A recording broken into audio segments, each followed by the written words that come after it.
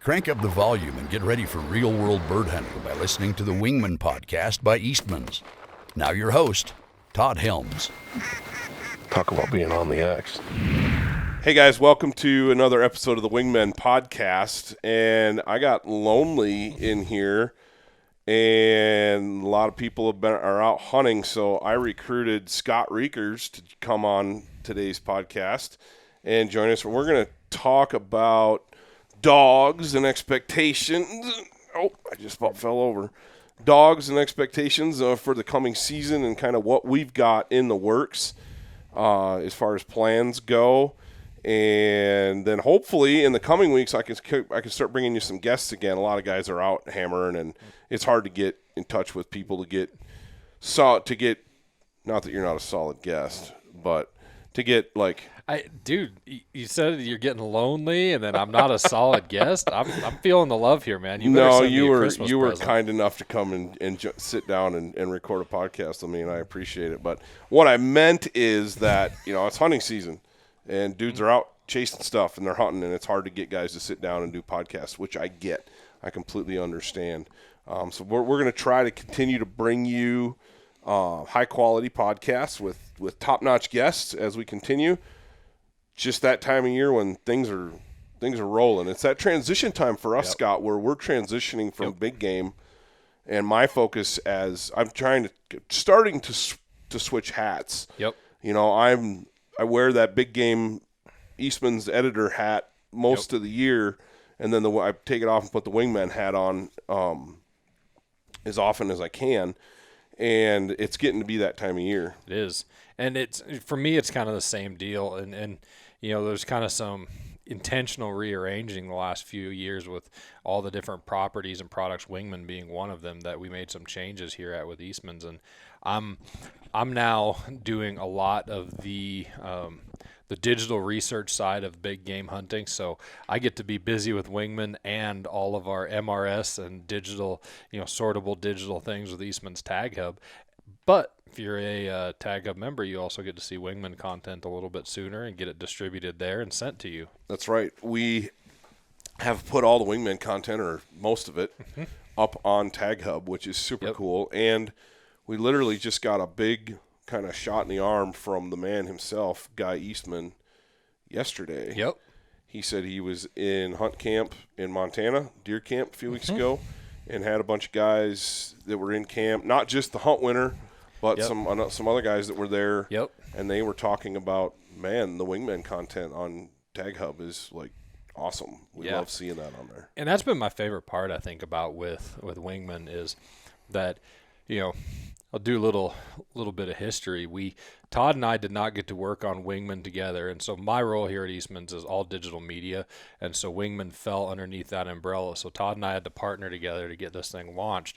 But Todd was not here in the office for almost the first year that we're working together. Right. So a lot of that early social media that you saw on Wingman was stuff that Todd was either filtering to me, or I was finding and procuring from different places and doing that sort of thing. So the initial push, I was here trying to get that going until Todd could actually get his butt in the seat and get to be a part of the on-site team, because you were editing, or you were doing proofing and copy editing things, and that's how we kind of met you. But over the last little while, that's kind of transitioned. And at that point, Powell has been the first place where I could waterfowl hunt with any level of consistency. And let's just be honest, if you're not waterfowl hunting with consistency, you're not going to be good. You're not going to understand. You're not going to understand the migration in different places. You're not going to understand bird behavior. And so, it was definitely a needed transition for Todd to be able to do some of that content as well, and really take it that next step up beyond just a guy who was, I would say, avid waterfowler, but didn't have the experience of someone who grew up in the Midwest and was able to do a lot more because of availability. And so that was kind of a cool transition in history, so I don't know, as far as expectations go this year, I mean, I was thinking about that since you asked me to do this podcast, and honestly, my expectation this year is more birds than last year. because last year was rough. We had a hard time, especially with geese last year. We did not have consistent goose shooting here. The guys to the north of us up in Montana did pretty well, but a lot of those birds stalled out up around Billings and in that area and on the Yellowstone. And those guys did pretty well. We just didn't have the time in the schedule to travel up into Montana much last year. And when we finally got the weather we needed at the end of the season, it was a little bit too much. It pushed a lot of birds completely out, down to Colorado, gone. And the birds that we did have, the conditions were, there was 2.5 feet of snow in the fields. So it was like you were going to be hunting very limited resources. And it was tough. We did get a pretty good goose shoot in at the end of the year, but you're right. Our duck numbers were solid all year, and they're solid now. I've been out scouting a little bit, and we opened here last weekend. I chose not to hunt because we have Ramsey Russell coming in this weekend. He's going to hunt with us. And the 2 spots that I had the most birds, I'm saving. So I didn't want to burn any spots. Plus, like I said, we're still in that big game transition where a handful of us in the office are trying to kill whitetails. And the whitetail stuff happens in the same place that the waterfowl stuff does in our area. So, it's kind of a funny time of year, but I'm with you on the expectations. But you've got Ace, your yellow lab, and he has been, you guys have seen him on and off in some of the Wingmen videos. Ace has been a work in progress for you. There's been some massive struggles. But you started last year to get some wins with him. So number one is that if I had it to do over again, I'd have waited 1 more year to get a dog. And the reason for that is that I had my second child, my second daughter. She was born in June. Ace was born in August. And so one thing that is just of note from the time perspective, and I think you and I had this conversation on one of the things you were going to watch out for is when you raise a dog with kids, a lot of their maturity will grow with the age of the kids because of how your kids behave and act. And so having my oldest, who was 2 at the time, and then just having had my second, that was a challenge. I was out in the backyard every single day with Ace. We were throwing wings, we were throwing bumpers. He heals well now. Water's not an issue now, but we had some struggles with water, and I think one of them may have been that first year he actually fell into the cold water before he was probably ready to be acclimated to that, because there was, and I think that's the point where if I mentally go back and really think about it, because you and I brought him out on that goose hunt. And remember when he retrieved that cripple for us, and I mean he drive on dry land is not an issue with him. In fact, we were both kind of impressed a few times because Mackinaw's got a sniffer. I mean his nose is pretty impressive. But Ace found a couple birds before Mackinaw in the brush a couple of times, and so that was fairly impressive. Okay, he can do some things, but I had to spend an intensive summer really getting Ace to the water 4-5 times a week. Right. And it had to be deep water, and it had to be there had to be the river mixed in, but I also had to make it fun. There has to be current, because that's one of the things out here that I've noticed with Mackinaw and now with Hondo, seen it with your dog, that they'll go into a pond or a lake. That's no big deal.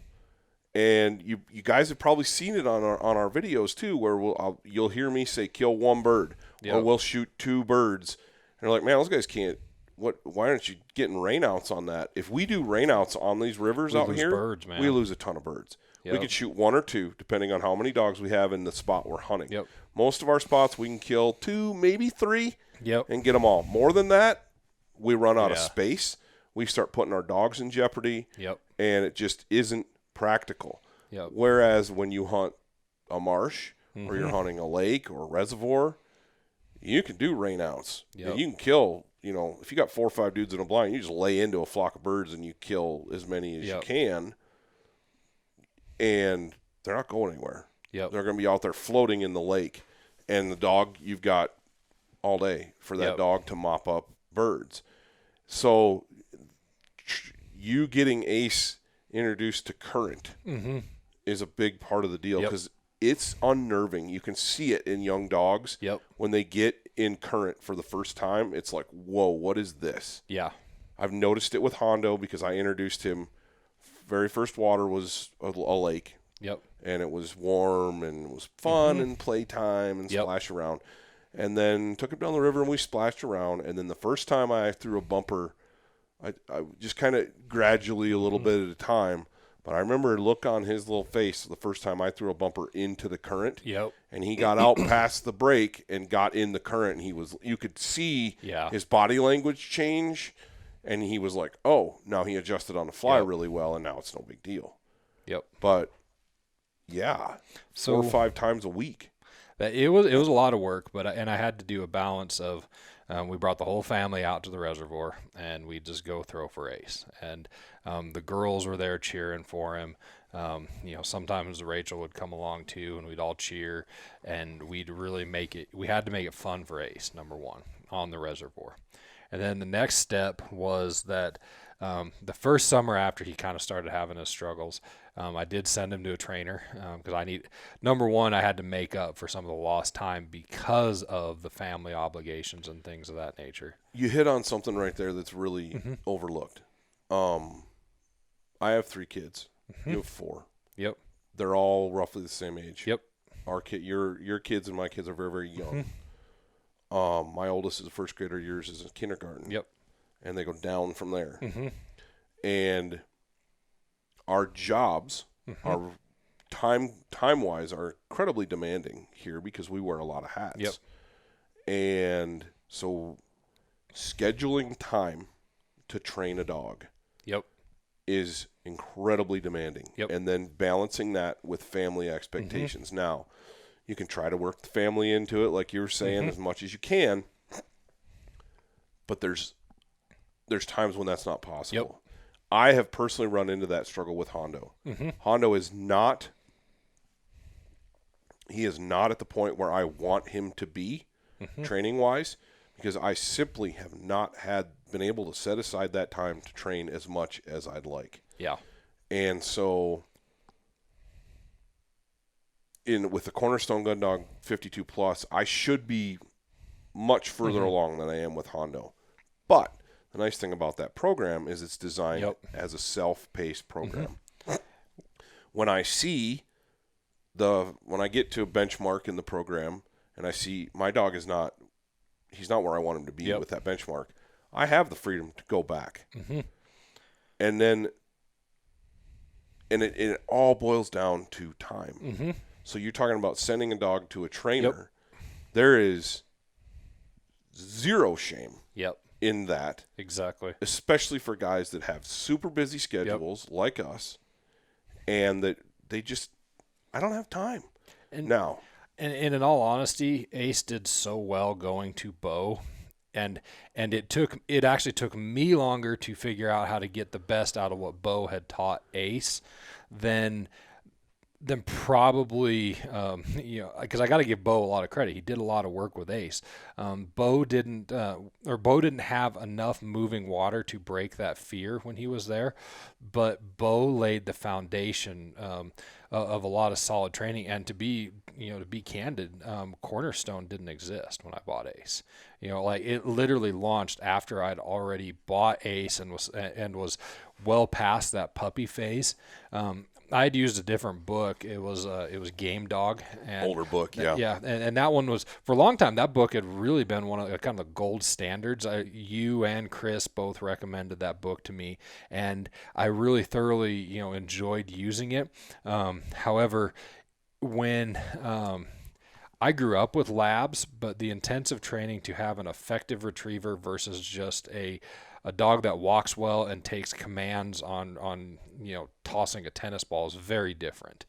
And so sending Ace to the trainer was as much about making sure that my dog reached the potential that he had. I don't think we found his ceiling yet. I didn't even get to tell you about this one. Last year, I had several successful opportunities to send Ace across the river, like over the river to the entire other side. You can cast it completely to the other side of the river. That is a tough thing for dogs to pick up. Yep. It goes back to that river. That river is an intimidating thing for a dog. And if that dog can't see a bird flopping around on the other side of the river, it's tough. To send them blind across 100 yards worth of swift current or 75 or 50, even 50 yards is a challenge. It took me a year of hunting Mackinac on the river before it clicked. And I kept saying back. And then finally he can't see a bird. I'll never forget it. He can't see a bird, and I know where the bird is, and I'm sending him back. On dry land, he'd go back for 400 yards. But on a river, man, it's like, it's not here. I don't see it. I'm coming back. And I keep sending him back, and all of a sudden he turned and he swam to the other bank, and he immediately found the bird. And from that moment, he was a different dog on the river, to the point where if he doesn't see a bird on the water and he hears me say back, he's going to the other bank. He doesn't even hesitate. So the fact that you could get that accomplished, that's a milestone. And here's the cool part is, one of our usual training spots on the river. Well, about 300 yards up, the river's not as wide across, and so I was able to take the bumper, and I was able to throw it halfway up the hill, and Ace retrieved it 3 times. No kidding. Yes, I got. And he's marking that, visually marking it. He marked it. He needed a little instruction because the river's moving pretty fast in this spot, so he needed a little bit of instruction as far as where did he land, like once he got there. But once I cast him, he did just fine. So he's taking hand signals. He's marking a bird from that distance. The only thing I'd like to get rid of, I don't know that I ever will, is I have to give him the beep to get his attention sometimes when he gets 100 yards from me or so. But I'm now at the point where I can give him the beep. If he's got flat enough ground on the edge of the river, he'll sit for me and then take instruction. That's huge. That was a big deal. And the beep is no different than a whistle. If I'm working with Hondo in that situation, I'm going to whistle. Whistle, stop him. And we're still building that. Like I said, I'm not where I want to be. If I was where I wanted to be with him, we'd be doing stuff like that. But we're still I'm drilling down deep into obedience. I walked him completely around the block last night with no lead and at heel. Wow. And he was at heel, not sniffing, those are the types of things that I want to have absolutely concrete. So that when we start going on deep diving into training and marking and doing blinds and the finer points of finishing a gun dog, I don't have to worry about obedience. I know he's going to mind. That's huge that you can get him just beep and he turns and pays attention to you, because it's been interesting to watch him, because he's been in puppy phase. For he's a late bloomer. Long time. Like, this would be his 4th season. And last year, it was his 3rd season, and last year was the first season that I saw him, like, he knew what he was doing. Start to tune in. Like, looking for birds, paying attention, and it's starting to click. And it doesn't, most of the time you think, oh, I should be able to pull that off in a year or 2. No. But for him, it's taken extra time. I'm excited to see to actually get out in the field and see where he's at. I'm excited too. He's ready. He's tired of sitting at home. Something that I've actually been lucky. My parents moved here a few years ago, and Dad's a sucker for dogs. Dad loves dogs, and so there's one. I can't get mad because Dad fuels his drive. Like, Dad will take him. Like, right now we've got construction going on in our basement, and so the guys are coming in and out of the back door. Well, a lot of people wouldn't have a place to send their dog. Well, I send my dog with my dad, and Dad hunts with us. He's heard my commands. And so he'll take Ace out in the backyard, and they got a big field, and Dad will throw with him 15, 20 times. Part of it is to wear Ace out. Ace needs that exercise. But Ace comes back still wanting more, and that's the trick. He's got to come back wanting more. I didn't understand that a lot when I was first starting. I'd wear him out to the point where, he was done. Not like, oh yeah, I did a good job, but no, that doesn't make him excited about the next one. They got to want just a little more. They got to, you may do 5 retrieves across the river in deep water when he's capable of 10, but if you stop at 5, he wants those 5 more for the next time. Mm-hmm. That increases drive. Well, Dad has been able to take a tennis ball, take a bumper, and keep retrieving fun. That way, when we have those moments on the river where it's hard to see a duck that's stuck across on a snag that I know he can get, but I gotta yell and give him commands loudly and things like that, he's still having fun. And so he's been going over there. But the one thing is that Dad never did well with him is Ace is, and this is a fair warning for you, Ace is going to drop that bird at your feet. He's not going to put it in your hand. And so I'm going to work on that probably next summer, but I can't fight it in season. Well, it's one of those things where, and that gets into force fetch and whether or not guys are fans of force fetch. Hondo does not like to hang on to things either. Yeah. He likes to bring them and drop them. And so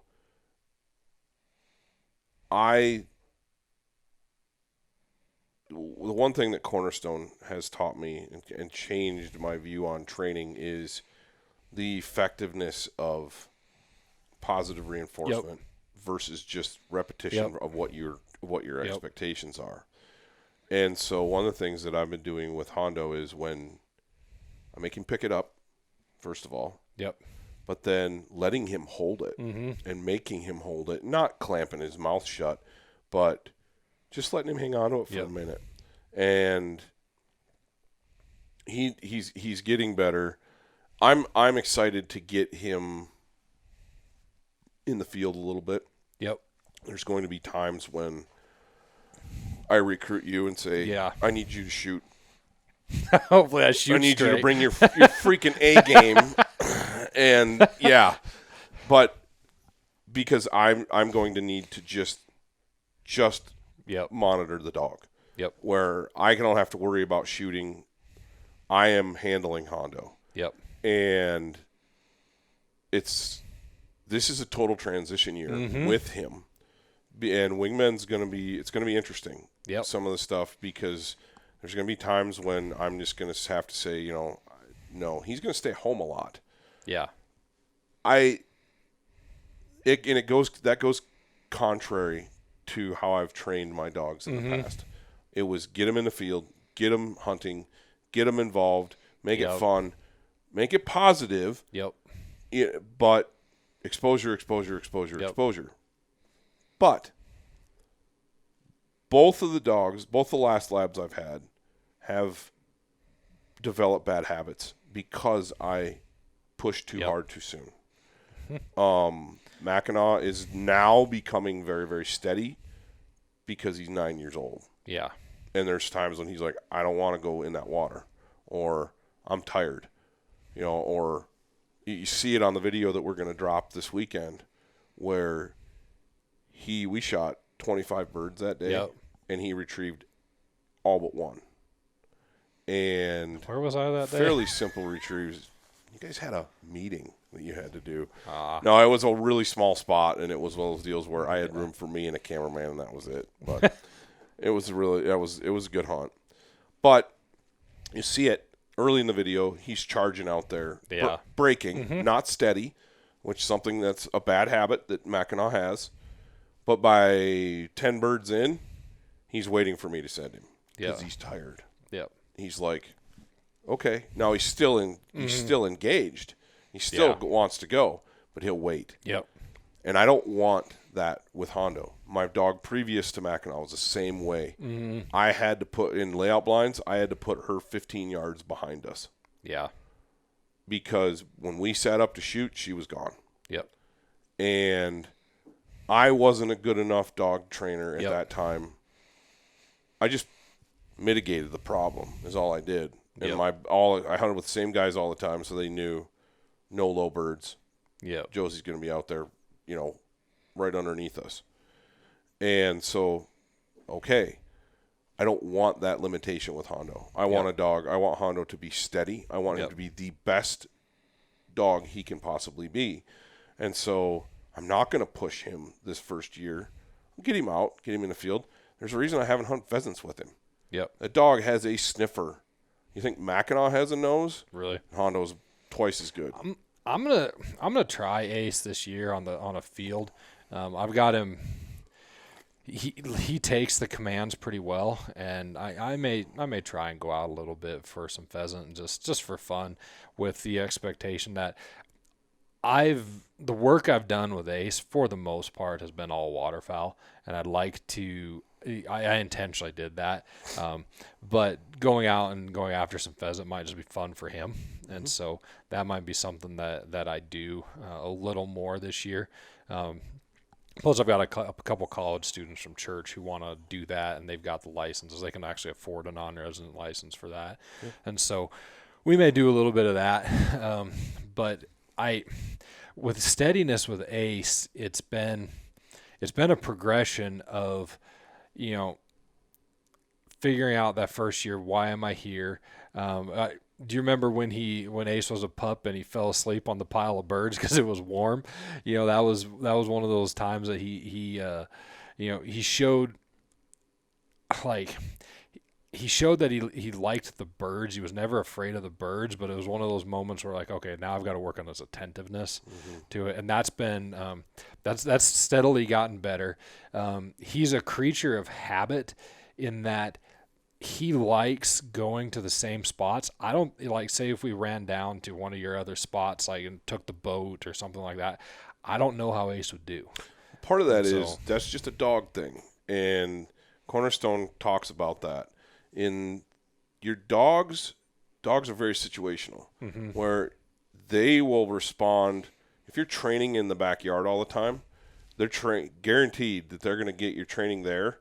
Great. And then the first time, and they're going to knock it out of the park. They're going to be like, my dog's perfect. And the first time you take them someplace else, they don't listen. They don't do what you want them to do because they don't transfer that behavior in their brain. Their brain doesn't work that way. And so it takes repetition. We do hunt a lot of the same places over and over and over again where, he knows. Chris Holworth's a fine example of that with his dogs. He's got spots that those are the only places he hunts. And when he goes there, Chris will say, Jones, find your spot. And that's just his command. It's his version of place is what it is. And Jones will run over, poop, and sit down. Stay there. He knows where he needs to be. Mackinaw's the same way. I take him down to either of the blinds down here on the river, and he knows exactly where he's supposed to be. I took Hondo out once this year, and again, zero expectations, knowing I'm going to have to fight him, and he understands place, but it took multiple times of me saying Hondo place and literally physically putting him where I wanted him to be until he understood, this is place. Okay. Part of that is I'm transferring place around the house in different areas where his bed, it's place. I'm going to take a towel on the next dog that I get. Chris actually told me this trick. This is one that he's used with a lot of his dogs for that spot command that he does. I'm going to take a towel, and I'm going to make that their spot in the backyard. Well, similar to like using a pallet, like the way I've seen that done. So I'm going to take that towel, and that towel is going to go to every blind with us. That's a good idea, because what a lot of guys do, and where I am with Hondo now, is the next step is the Momarsh platform. I'm not going to use the Momarsh platform for two reasons. One, we don't have the luxury of they're a great tool. There's no doubt about it. I don't have the luxury of taking a Momarsh platform with me every single place I go. We don't hunt out of a big boat. We don't have big established blinds that have spots. We are running and gunning a lot of the time out here. My dog needs to my dog needs to sit and stay where I tell him to sit and stay. Mackinaw's very good at that. It took a while. to get there. Yep. I'm expecting the same thing with Hondo. Ace is figuring that out. Yep. I remember the first couple of years, 2 years ago especially, he was a hazard. Yeah. Like to the point where we said, guys, when we would get out of the blind or do something and Ace was, not on his place, it's like, all right, either have your gun in your hand or pick it up or unload it. Yeah. Because that dog's going to knock a gun over. Yep. It was a fight for about the first 2 months of that season. Right. To get that right. And I part of it is I broke that. I tied him up to do that, and then honestly I had to use a shock collar. Part of it is my dog is he is your prototypical meathead in a lot of ways. He is a monster, and he doesn't realize how big he is. This is a note for anyone who has multiple dogs, or if you get a retriever but have other breeds of dog. Ace grew up with a Boston Terrier. So some of the ways that he plays and things, it's like a small dog. And so I had to break that when we're hunting. It doesn't bother me when he's in the backyard playing with copper or anything like that. They're having fun back there. But when it comes to being in the hunting situation, you are going to fight that if you have other breeds of dog. They will take each other's behaviors and things like that. And that's where your training comes into play. That's where when you teach place, like I am with 52 plus, that's where that obedience is rock solid. So I don't have to worry about my dog running through the blind and knocking guns over. Because he's on place where I told him to be, and he's not moving off of that. But it took a while. It took a while to get there, and it's been as much of a learning as it is for anybody that trains a dog, myself included. There's as much learning on the trainer's side as there is on the dog's side. And no two dogs are the same, too. I mean, like it's funny. Yes, I'm a firm believer that you can stack the deck in buying a high dollar dog, and you get those lines, and you are there. But there's never a guarantee that your dog is going to turn out. You could screw it up. The dog might just not have it. You can't. That's like expecting every single person who plays football to have the ability to become an NFL player. That's not possible. Not every person, everyone has a ceiling. Every dog has a ceiling. And so that's why you can, like, Ace, just full disclosure, Ace was a Facebook special, and it was a situation where I had been wanting a dog for a while, but we weren't in a position where I could spend, say, $2,000 on a dog, which I'm going to do it next time. Like Rachel and I have talked about that. We're going to spend quite a bit more money on my next dog. Or it's going to come from a bloodline that I know and trust. That's the more important thing. That's the more important thing. It's not what you spend on the dog. It's how much research you put in. You look at Chris's dogs, for example. We know that line of dogs are hunters. Mm-hmm. We know that the majority of the puppies that come out of Chris's litters turn out to be solid gun dogs. Solid gun dogs. So that's the more important thing. What you get into with more expensive dogs, say from Southern Oak or another breeder like that, is you're paying for those pedigrees. And so what they've done is they've taken Tom Brady and Serena Williams. I'm going to get myself in trouble here, but they've taken those genetics from high performance athletes, if you will, and they've combined them. They've taken, this dog is the top of the line over here. This dog's top. They've bred that, and those lines are old, and they go back a long, long ways. We can't do that with people. You start getting into like Nazi Germany stuff, and you can't do that. Oh, we're into eugenics as long as it only applies to dogs. But it's funny because when it doesn't work, it's called inbreeding. When it does, it's called line breeding. You ask ranchers that, and it's like, but it's that you're breeding for characteristics, you're breeding for behaviors, you're breeding for drive, you're breeding for ability. We can do that with dogs. And so, while I agree with you, every dog has a ceiling, if you will. When you spend that money or when you research a line, that's what you're paying for in pedigree. You're paying for I don't know that You're this dog's paying going for to a be better chance. Exactly. And Yeah.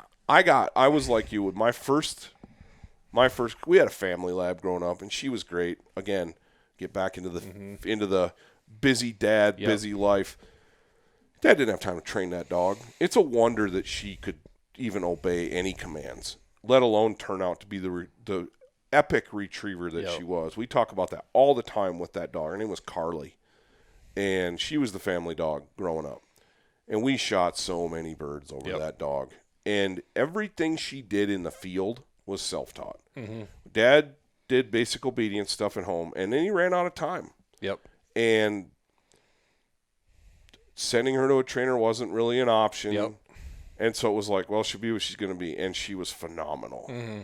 And it was just total luck. Some of them just get it. She was, and females have a tendency to be more that way than males, in my experience. But I'm sure I'm going to get some hate on that, but that's the way it is. I run, the last two I've got males. I like the little extra size. I like the personality of the males a little bit better.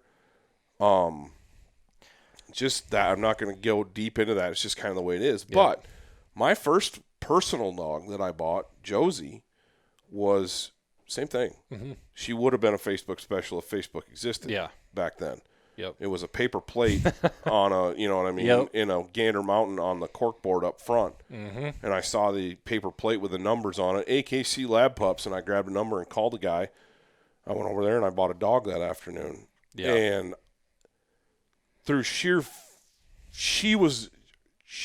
bloodline was kind of like Chris's dogs. Yeah. They were good dogs. They were well-established dogs. Chris's dog's probably better, honestly, than hers, than her background. But what she had the advantage of is I was single and I worked afternoons. I worked shift work. I had all the time in the world for that dog, and we worked constantly. Yep. I mean, constantly. There was a Catholic church across the street from my house, had a huge lot in town. Yep. And there was woods and there was open, but it all had mercury lights, yard lights or whatever, all of it. So it was lit up even at night. Yep. I'd train at night. I'd get home. We'd train in the morning when we got up. We'd train midday at lunch. We'd train at night when I got home because I had nothing else to do. Yep. And chicks used to be like, "Hey, go out for dinner, or let's go on a date." I'm like, "I'm training my dog," and it was. She kept me from a lot of trouble, probably, to be real honest with you. But probably saved you from a bad marriage earlier in life. Or something? More than likely, more than likely. But so that dog was phenomenal. Yeah. And unfortunately, I only had her for 3 years, and she got hit by a car. But she was kind of like the gold standard by which, and it was because that was the first dog I trained completely on my own, and I used the Richard Walters books. Yep. Cornerstone didn't exist at that time. There were other training programs, but the book was $20, $19.99, and I was poor. That was what I used, and it was the repetition. He made his fame on the fact that he's like, look, you can. I'm writing these books for the guys who want hunting dogs. This is not about having that 100%, because there were a lot of books that were out there that were all about taking your dog to trial and getting him to do those. And his dogs, you're right. But I mean, the Walters books, he field trial guy. Yeah. I mean, he did all that too. But that was pretty much the focus. And his books were revolutionary in the fact that they took your dog, they took a program like what we have today with Cornerstone, and they broke it down in a week by week progression.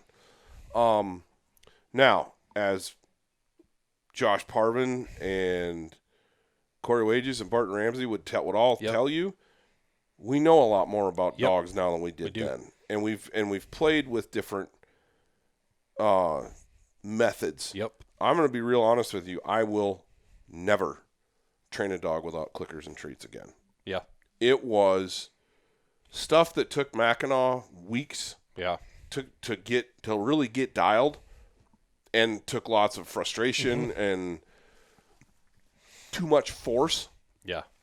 Was cake with Hondo. Ace likes the treats.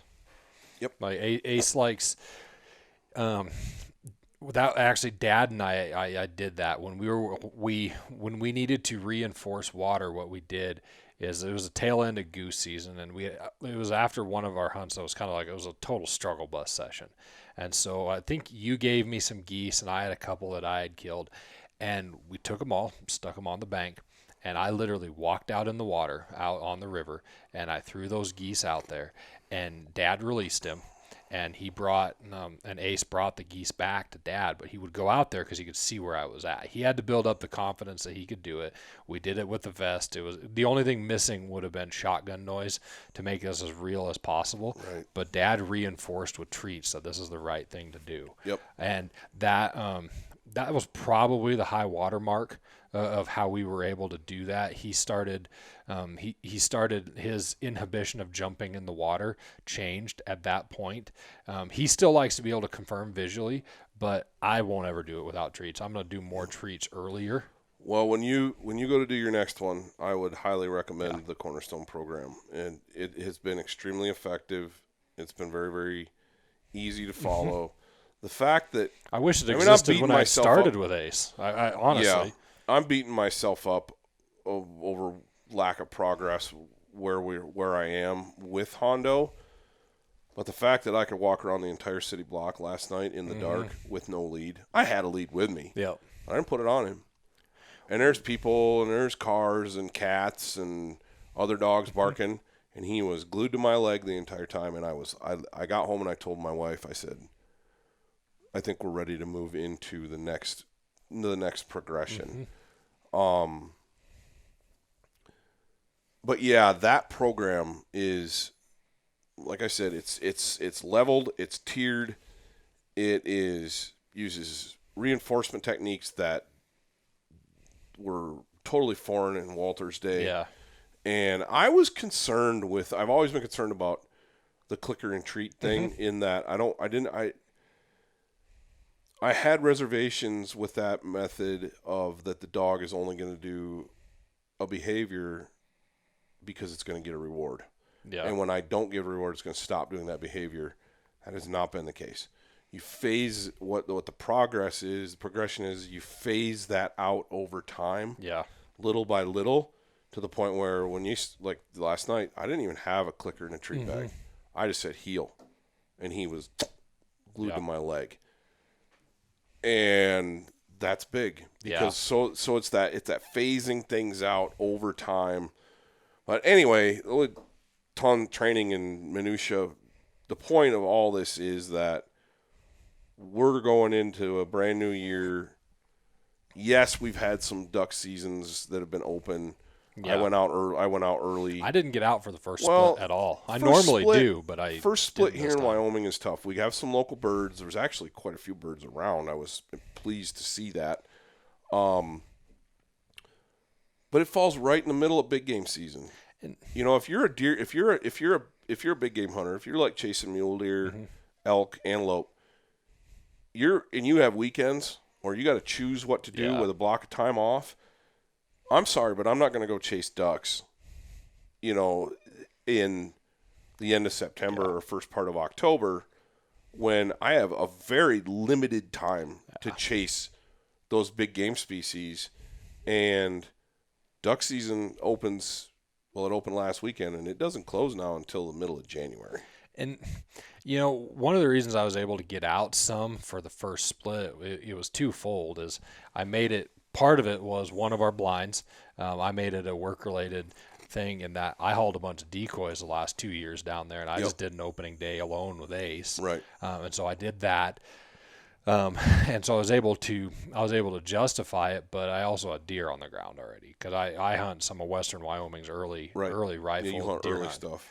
And I'm just going to be honest, I know all the elk guys who listen to this are, because I'm sure there are quite a few that go back and forth because guys who like to call it like ducks, they like elk. But man, I'm a mule deer hunter. When it comes to big game, I am a mule deer hunter. I'm starting to get a little of an affinity for whitetail. I blame you for that, Todd.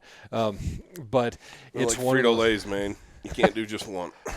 So maybe I'm just a deer guy and just need to call it that instead of being a fanatical mule deer hunter.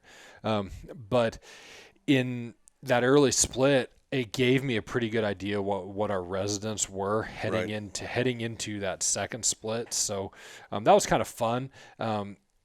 But that first split, I was done hunting, and didn't have elk hunts. I didn't have elk hunt till end of October, beginning of November. So I had that first full 2 weeks to kind of do what I want and hang out. And I wasn't going to screw up any of our later opportunities because the birds would have probably changed out by then. Well, you see, what you talked about was a lot of our resident birds are the first push. Yeah. 'Cause we don't have a lot of resident waterfowl here. Especially the way they run that river.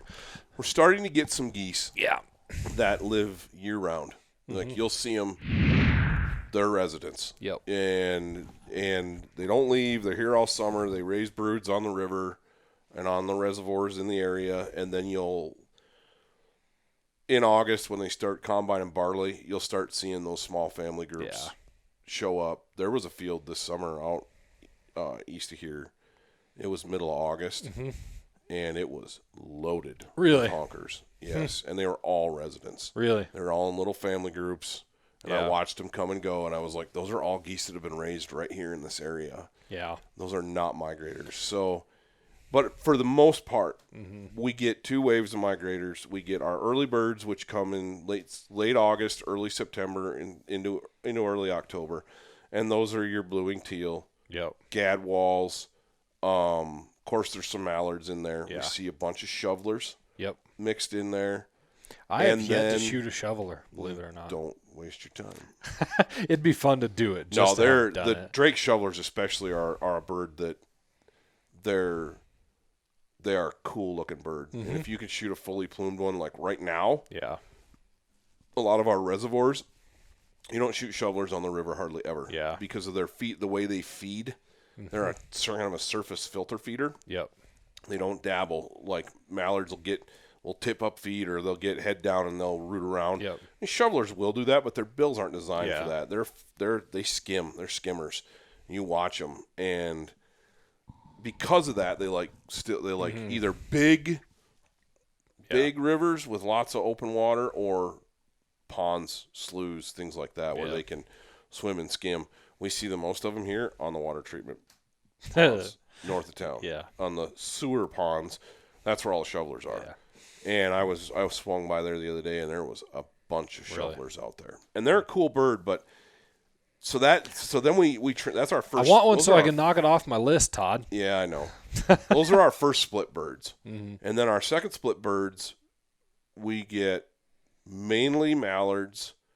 We get some widgeon mixed in, especially in certain areas. Yep. Certain rivers systems carry birds differently. Yep. The river we hunt here is predominantly mallards. Yeah. Where you used to live, you got a lot more varieties. There was I've only gotten to do that there was a with you bunch once. of different birds there. Yeah. Lots of widgeon mixed in. There were gadwalls that stayed all year. We get a surprisingly large number of teal here, Yep. and I see more pintails up here. But our late birds, so it's predominantly mallards, pennies, green-winged teal, widgeon. Gadwall's pretty rare late. And then when it gets really cold is when our divers show up, and that's where we get our goldeneyes. And I tease you about goldeneyes, but there is one goldeneye that I've killed one, and I didn't recover it. Yeah. I crippled it Yep. and could not pin it down, and it's a Barrows. You actually called me to tell me that story because Yep. of how much I was upset because I wounded this bird, and I sailed him, made a poor shot, and I sailed him, and we couldn't catch up to him on the river. A crippled goldeneye on the river is no joke. Yeah. They combine that ability to dive with the current, and they're almost impossible. Yep. So you got to kill them dead. But I really like to shoot a Barrows. Yep. And actually recover one and get pictures of it, maybe even mount it, because they are a really cool bird. And we do get some. Yep. Down where we are, we don't see very many, but if you go to other part of this river system we're on, there are more Barrows. Yeah. And of course geese. We get lots of geese. I need to get, because I still have not gotten a good mount or mallard yet. I found a couple that I wanted, but after I looked at them once I got them home, I was like, no, you're getting turned into, just to have that on my wall. I've got a redhead that I shot here a few years ago. That's up on the wall. But redheads here are rare. Yep, I mean, it's very just, rare. Chris was telling me about once every 10 years. And so man, that thing came in just screaming. And I hit it as it worked its way left and put it down in the river. And then Chris's dog Jones actually recovered it and brought it to me. But it was cool to get it. Then Chris actually does some taxidermy. Yep. He surprised me with it. That's cool. He brought it home because he was going to stay out there for a little while longer, and I thought he was going to he was doing something with it or whatever. So I was like, you can take it and eat it or whatever. I didn't, I got my pictures with it. So that's all I figured I was going to go. Then he surprised me a couple months later with it. That's cool. And so I had no idea he was doing it. I just thought he was going to cook it, or because I could see like there's kind of a little twinkle in his eyes. Yeah, so that was I think it was already going on the river what he wanted to do. So that was cool.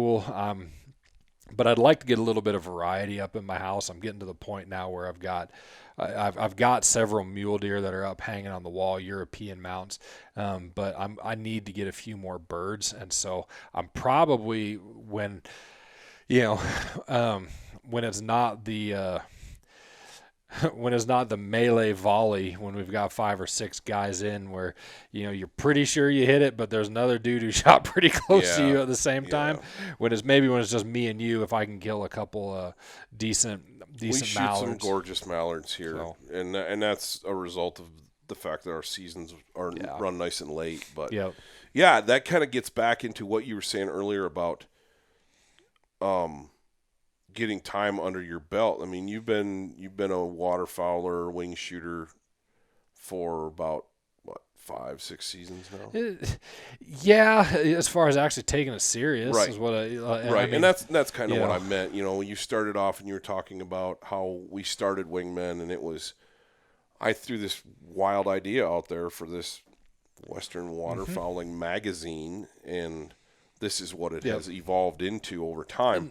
But yeah, I wasn't here. I was still teaching and coaching, and I was out shooting with Chris. I was kind of under his tutelage at that point, so that's why it kind of worked. No, and it was good. But what you said earlier is it takes time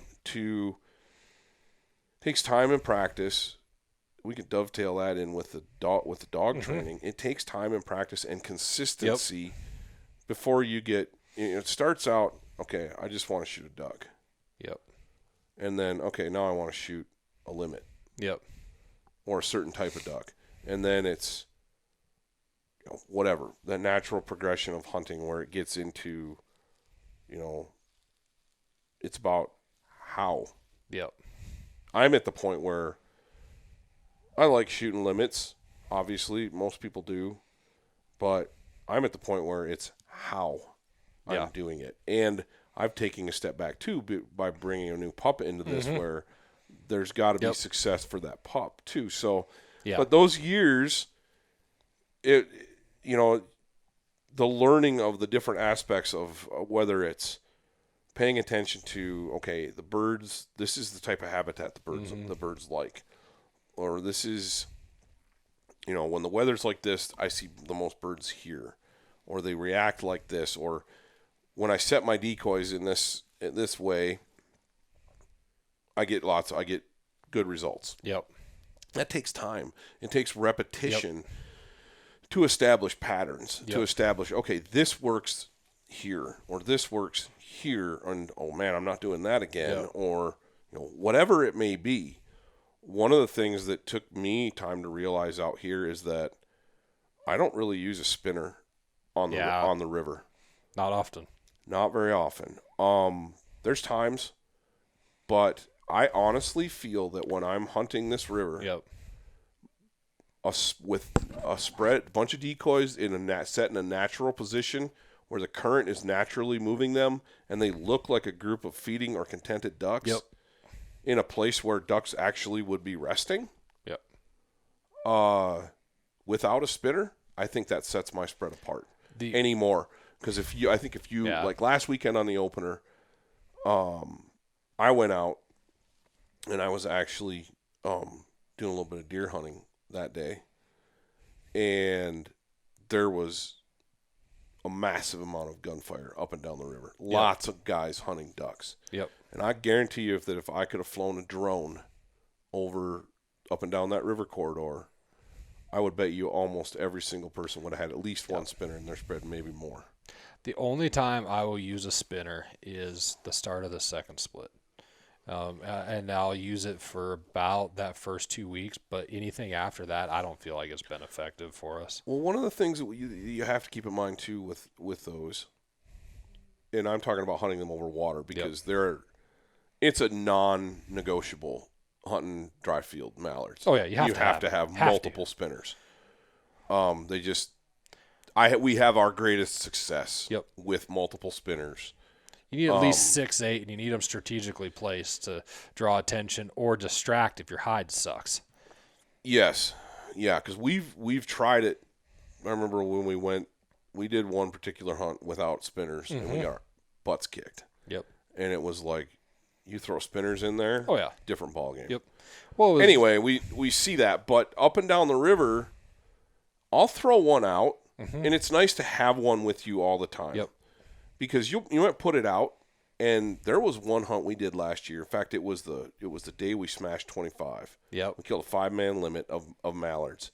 That morning started out very auspiciously because we had hundreds of birds trying to get into that spot, and I had a spinner going. If you remember correctly, there was a big raft of ducks that floated down from upriver, and I had the spinner kind of set upwind. Those birds would decoy to it and come across in front of us. And those birds coming from down the river would see that spinner, and it freaked them out. Freaked them out every single time. Yep. Did it 3 or 4 times, and I was like, yank that spinner. And I think you ran out, got it, and took the wings off it and stashed it behind the blind. There's other times especially when it's bright and sunny, it's highly effective to have a spinner. So it's you got to play that by ear, where watch what your birds are doing. If they're not committing, flying high, or they're being real weird about when you got a spinner out, take it down. Yep. Take it down, see what happens. I'll bet you 9 times out of 10 that the next couple birds that come by will give you a harder look, if not decoy altogether. And I think one of the mistakes that can easily be made is, it doesn't matter which venture you do, but one of the things is learning to adapt quick enough, or not adapt, or not overthinking it, because there's a fine balance. Because we could pull that spinner too early and not realize that that's what's been drawing them in from up high or behind us, and pull it too soon, and then things completely change and they disappear. Or if we don't pull it soon enough, like recognizing that with the raft, because that was definitely the spinners that did it. But you have to recognize that, okay, we better pull that because it was the spinner that freaked them out. But on the same end, understanding your conditions for that day. That's the big thing. Yeah. But you spend money on something, guys want to use it. And that's the hardest part, is admitting that you've got this anywhere from $100 to $200 tool, depending on what you bought, and you're not going to use it. A lot of times we justify using it. Well, I bought it, I may as well. But that, set your ego aside on the dollar figure that's assigned to that, and know that it's about the hunt that you have. Or it worked last week, so I'm going to keep using it. Yep. Well, again, it goes back to experience. If you're only out there once in a great while, and well, let's face it, if you're only out there once in a great while, you're probably not a real avid duck hunter, waterfowler, whether it's ducks, whether it's geese. And so if it's just something that you're doing for whatever, okay, that's fine. But if you really want to take all that to that next level, you have to do it a lot. Yep. It's no different than if you want to be a great basketball player, you got to shoot hoops a lot. Yep. You got to work on your ball handling a lot and your fundamentals. Anything that you want to pursue and be good at takes time, and it takes effort. And that's waterfowl hunting is no different. Upland hunting is no different. I was laughing the other day. My wife and I were hunting antelope 4 weeks ago, and we're driving along, and I said, this would be a great spot to find a covey of chuckers. We didn't go another 100 yards. Found them. Boom, right there.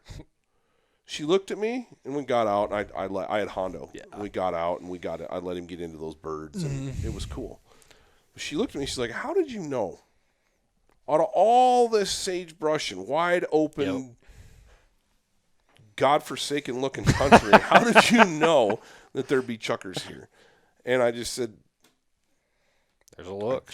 There's a look to it. It's no different." We talk about this with big game. Yep. It's no different than there should be an elk there. 9 I times out of 10, after hill, you get that look, yep, you're going to find the animal you're looking for. I can look this isn't a pat on the back. I've looked at so many bucky spots anymore. Right.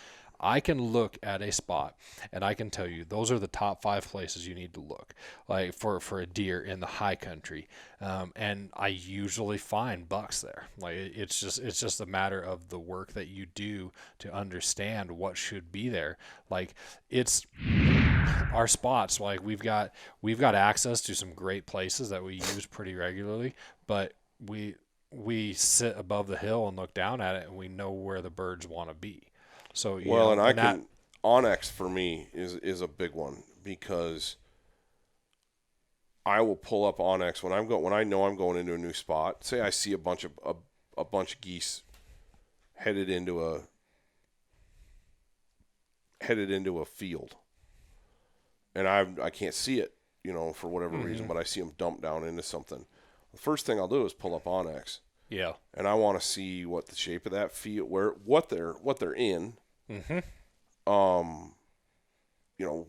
If there's a knoll, if there's a hill, if there's a divot, if there's a brushy edge, because that's going to totally dictate where I set up. Same with ducks. I'll see a big swirl of ducks going down on the river, and I'll go, okay, what's in there? Yep. And 9 times out of 10, there's a back channel.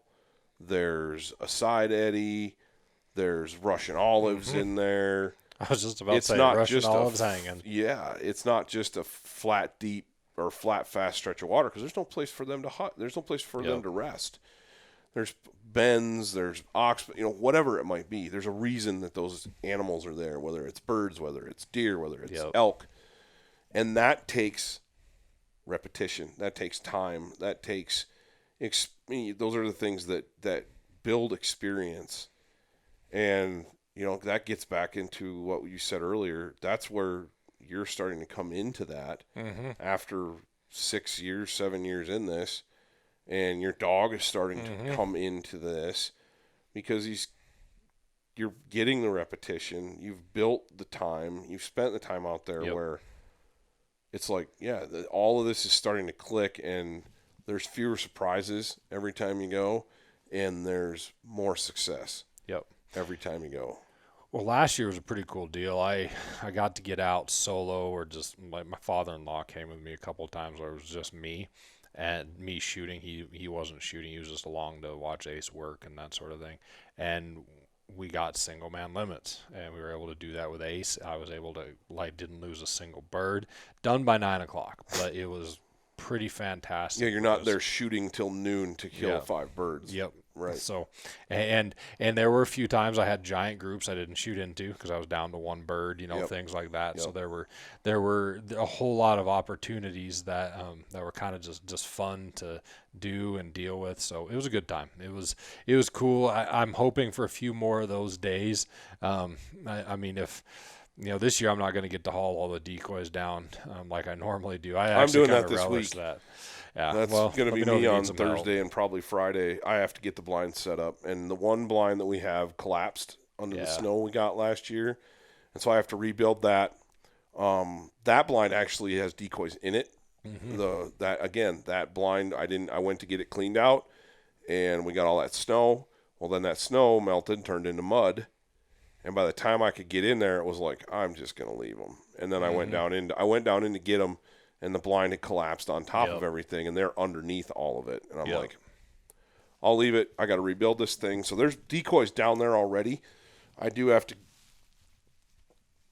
probably go with a knife and some cord and untangle and reattach weights. And because I think what happened is when the water came up for irrigation, during runoff and irrigation, I think the water level came up and flooded underneath that blind, and the decoys floated and kind of swirled around in there because they were all stacked and put away nice and neat at the end of the season. Weren't they in bags too? Some of them are in bags, yeah. And then it's like one big knotted mess of decoys. Well, that'll be fun.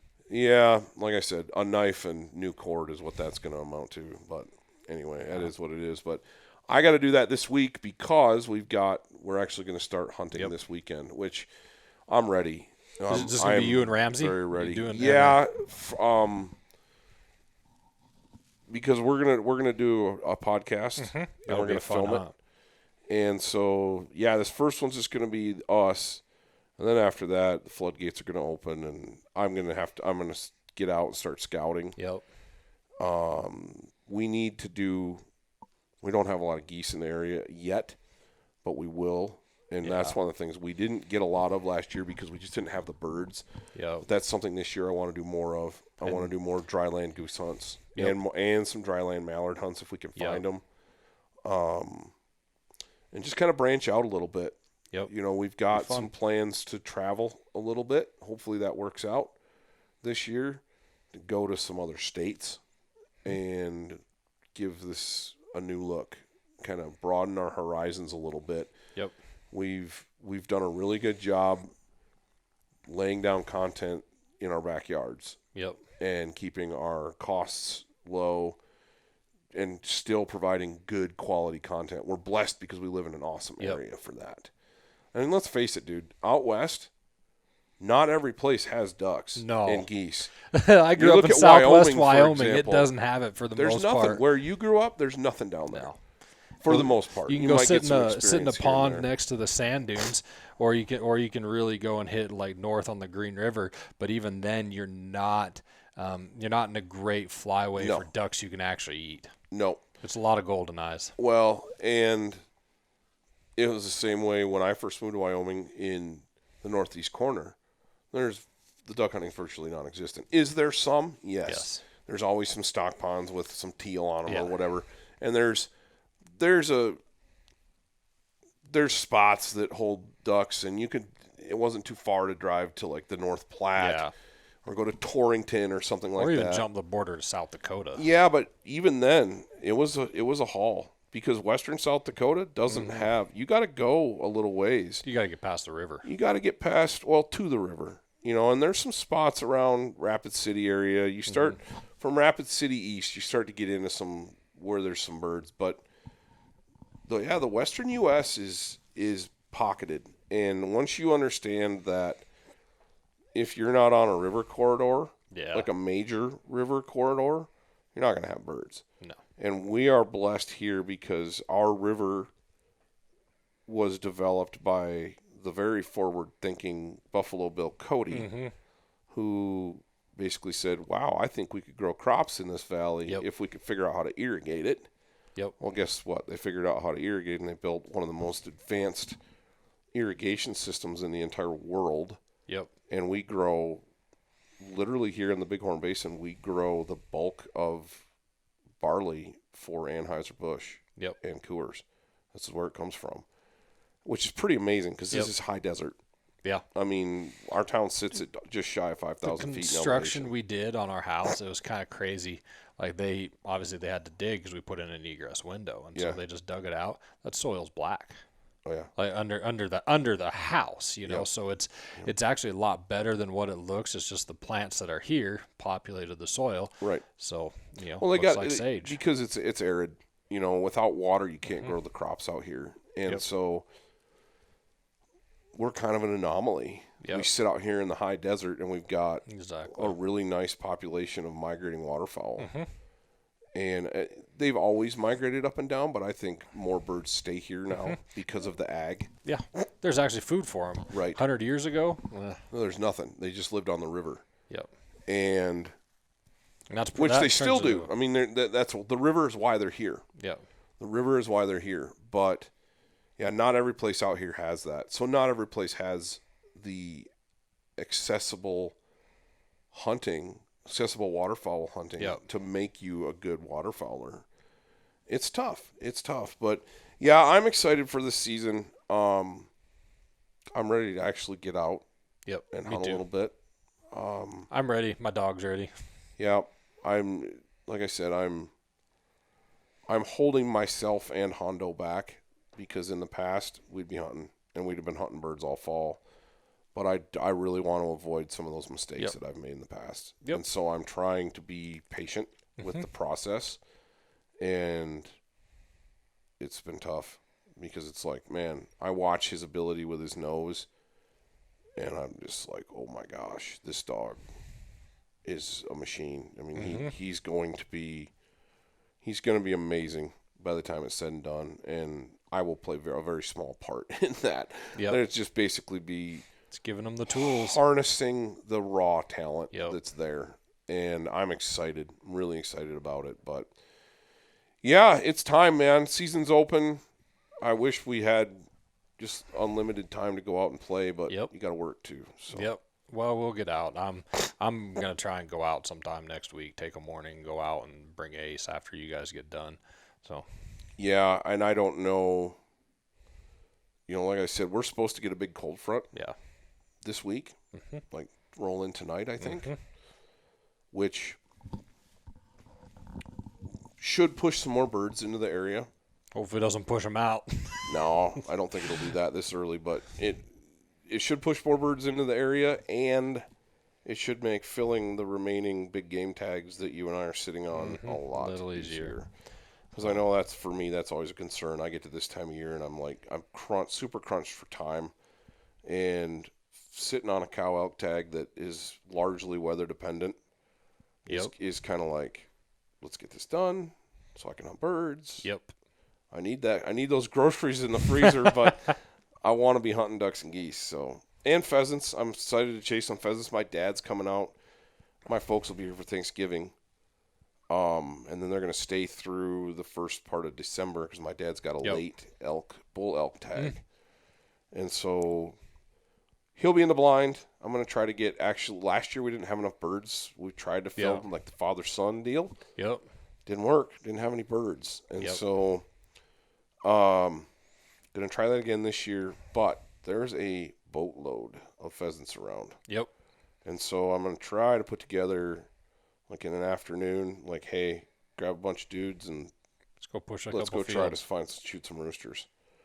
So that'd be pretty. Well, that'll be fun. That'll be fun too. So, well, thanks for coming on, man. Hey, I no appreciate problem. it. We got a lot of season to go, and it'll be fun to sit down in the blind and do some of these. That's what I'm going to try to do too this year. Is figure out how to do some of these from the blind. It was kind of like we tried once last year and didn't ever seem like we could have all the equipment together that we needed. And anyway, but lots of stuff. So, well, thanks, Scott. I appreciate it. No problem. Looking forward to this season for sure. Me too. Talk to you later. Cool, you too. Hey, guys, that's a wrap with Scott Reekers from Eastman's Hunting Journals and one of my compadres here at Wingmen. Scott was vital in the early years of actually keeping Wingmen flying, for lack of a better pun, just because I was not in Powell. I was not a full-time Eastman's employee yet, and Scott was, and so he was largely responsible in those early years for the content that you saw, whether it was a blog or website, social media, and then slowly yours truly has kind of taken the helm on that, and hopefully it's as good as it was back in the old days. I don't know, but anyway. Your Facebook